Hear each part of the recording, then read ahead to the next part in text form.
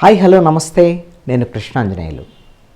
ముఖ్యమంత్రి చంద్రబాబు నాయుడు 2 రోజుల పాటు ఢిల్లీ పర్యటనకి వెళ్ళారు.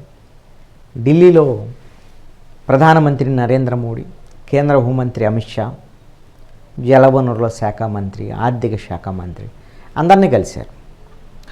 ఆంధ్రప్రదేశ్కు సంబంధించినటువంటి అమరావతి, పోలవరం అభివృద్ధికి సంబంధించినటువంటి నిధులకు సంబంధించినటువంటి వ్యవహారం చాలా విషయాలు మాట్లాడారు అనేటువంటిది అధికారికంగా అందుతున్నటువంటి సమాచారం.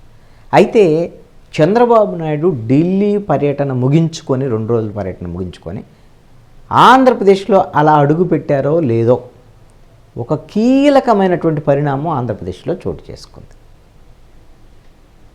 గత ప్రభుత్వ హయాంలో వైఎస్ఆర్ కాంగ్రెస్ పార్టీ ప్రభుత్వ హయాంలో జరిగినటువంటి లిక్కర్ స్కామ్, ఈ మద్యం సంబంధించినటువంటి కుంభకోణంలో తీగ లాగే పనిని సిఐడి మొదలుపెట్టింది. ఇక డొంక కదులుతుందా లేదనేటువంటిది చూడాలి. ఏపీ బ్యావరేజెస్ కార్పొరేషన్ మాజీ ఎండి వాసుదేవరెడ్డిని సిఐడి పోలీసులు అదుపులోకి తీసుకొని విచారిస్తున్నట్లుగా సమాచారం. ఆంధ్రప్రదేశ్ ప్రభుత్వం, తెలుగుదేశం, జనసేన, బీజేపీ కూటమి అధికారంలోకి వచ్చిన తర్వాత గత ప్రభుత్వ హయాంలో జరిగినటువంటి అవినీతి, అక్రమాలు, కుంభకోణాలు, వీటికి సంబంధించినటువంటి వాటిల్లో మొత్తం తవ్వితీస్తున్నారు. ఆంధ్రప్రదేశ్ ప్రభుత్వము ఇప్పటికే ముఖ్యమంత్రి చంద్రబాబు నాయుడు గత ప్రభుత్వ హయాంలో జరిగినటువంటి మద్యం కుంభకోణానికి సంబంధించినటువంటి అంశం మీద వైట్ పేపర్ కూడా రిలీజ్ చేశారు. ఆ శ్వేతపత్రంలో చాలా స్పష్టంగా పేర్కొన్నటువంటి అంశం ఏమిటంటే 30,000 కోట్ల రూపాయల కుంభకోణం గత 5 ఏళ్లలో మద్యం కుంభకోణంలో జరిగింది. ఒక 2,000 కోట్లు పైనే ఏది లంచాల రూపంలోనే తీసుకున్నారు అనేటువంటి అంశము.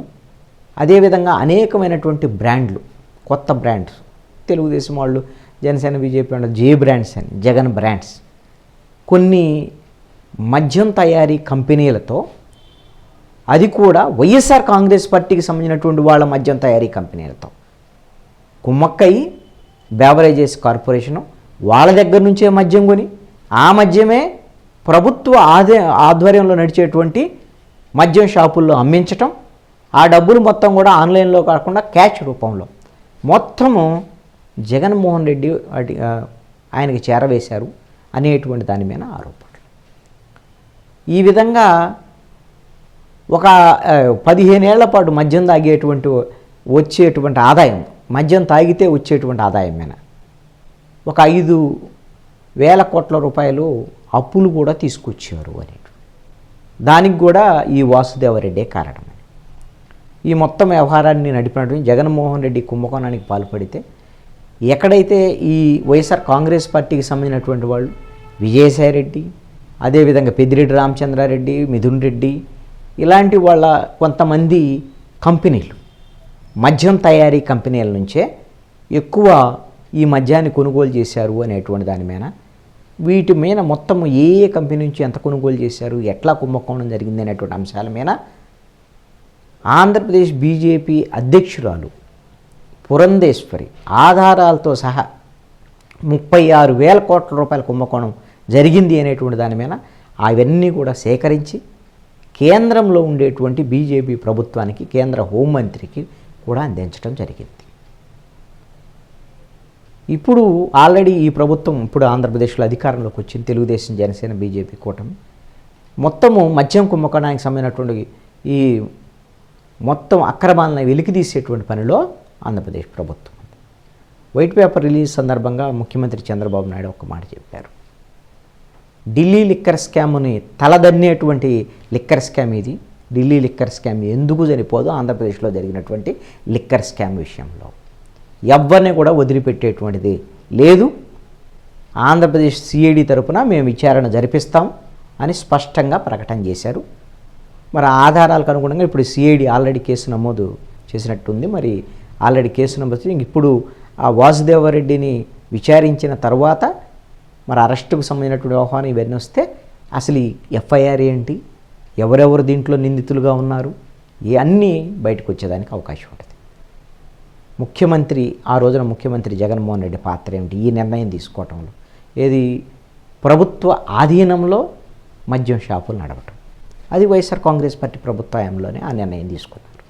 అంతకుముందు ప్రైవేటు వాళ్ళు టెండర్ల ద్వారాగా మద్యం షాపులు వాడుకునేటువంటి వాళ్ళు దాని ద్వారాగా కొంత ఆదాయం వచ్చింది. ఇప్పుడు ప్రభుత్వమే నడిపేది వచ్చేటువంటి దాంట్లో ట్యాక్స్ రూపంలో ఆదాయం వస్తుంది. దీంతో పాటుగా సొంత కంపెనీలకు సంబంధించినటువంటి సొంత బ్రాండ్లు, అంటే అసలుకి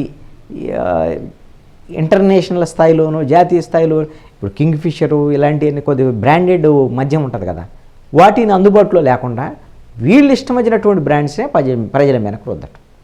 మొన్న వైఎస్ఆర్ కాంగ్రెస్ పార్టీ ఘోరమైనటువంటి ఓటమి చెందటానికి వన్ సైడ్గా వైసీపీకి వ్యతిరేకంగా ఓట్లు వేసినటువంటి వాళ్ళల్లో చాలా సెక్టార్స్ ఉన్నాయి.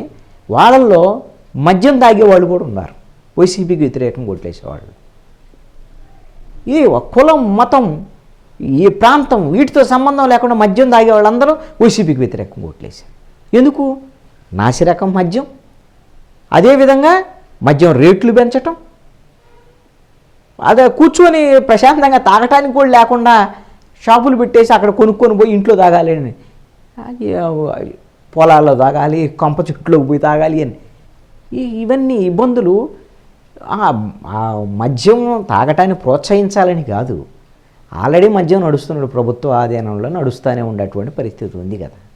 దాంట్లో మేము మద్యము తాగటాన్ని తగ్గించడానికి అనేటువంటి పేరుతో రేట్లు పెంచేసి, దాంతో పక్క రాష్ట్రాల నుంచి ఇక్కడికి మద్యం రావడం ఇలాంటివన్నీ కూడా చాలా జరిగినటువంటి పరిస్థితి. దీంతో కొంత మద్యం తాగేవాళ్ళు వైసీపీని వ్యతిరేకించినటువంటి పరిస్థితి కూడా ఖచ్చితంగా కనపడినటువంటి పరిస్థితి ఉంది. గత ప్రభుత్వంలో మద్యంకు సంబంధించినటువంటి కుంభకోణాలు ఎలా జరిగింది ఏంటి, నిందితులు ఎవరు, బహుశా జగన్మోహన్ రెడ్డి దగ్గర నుంచి ఇప్పుడు వాసుదేవరెడ్డి బెవరేజెస్ కార్పొరేషన్ ఎండి మాజీ ఎండి దగ్గర నుంచి ఇంకా ఎవరెవరు దీంట్లో నిందితులుగా ఉంటారు ఏంటి అనేటువంటిది కొద్ది గంటల్లోనో కొంతసేపట్లో తెలిసేదానికి అవకాశం ఉంటుంది.